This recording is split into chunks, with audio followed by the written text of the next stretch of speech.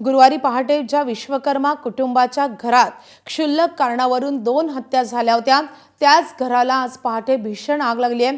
दरम्यान ही आग लागली की लावली असा सवाल आता उपस्थित होतोय, कारण गुरुवारी क्षुल्लक कारणावरून सुनील विश्वकर्मा आणि त्यांचा मुलगा श्लोक विश्वकर्मा यांची त्यांच्याच 2 भावांनी हत्या केली होती।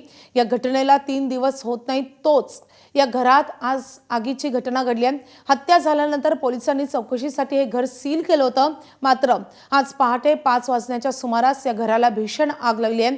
त्यामध्ये गॅस सिलेंडरचा स्फोटही झालाय। त्यामुळे हा योगायोग आहे की घातपात याचा शोध आता पोलीस घेत आहेत। प्रशांत बढे आपले प्रतिनिधी आपल्या सोबत आहेत। प्रशांत, ज्या घरात अशा रीतीने हत्या होते त्याच घराला आग लागणं आणि ते घर जळून खाक होणं हे गूढच म्हणावं लागेल।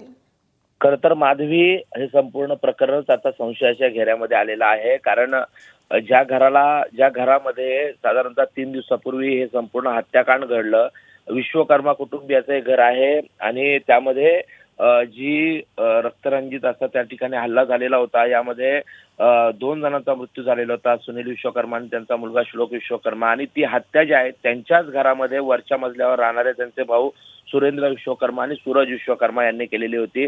त्यामुळे साधारणतः 3 दिवसापूर्वी या संपूर्ण घरामध्ये हे हत्याकांड घडलं आणि आज पहाटे साधारणतः 3:30-4 वाजताच्या दरम्यान या घराला आग लागली आणि यामध्ये एक स्फोट देखील झालेला आहे। तो गॅस सिलेंडरचा स्फोट असल्याचा संशय व्यक्त केला जातोय।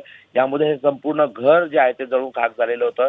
मात्र 3 दिवसापूर्वी हत्या झाल्यानंतर याची चौकशी सध्या पोलीस करत होते, त्यामुळे हे घर सील करण्यात आलेलं होतं आणि अशात या घराला आग लागणं, त्यामुळे या आगीतून आता संशयाचा धूर येताना पाहायला मिळतोय। माधवी, प्रशांत, या संदर्भात सगळे महत्त्वाचे अपडेट जाणून घेत राहू।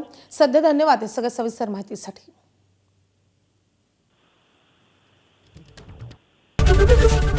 एबीपी माझा, उघडा डोळे बघा नीट।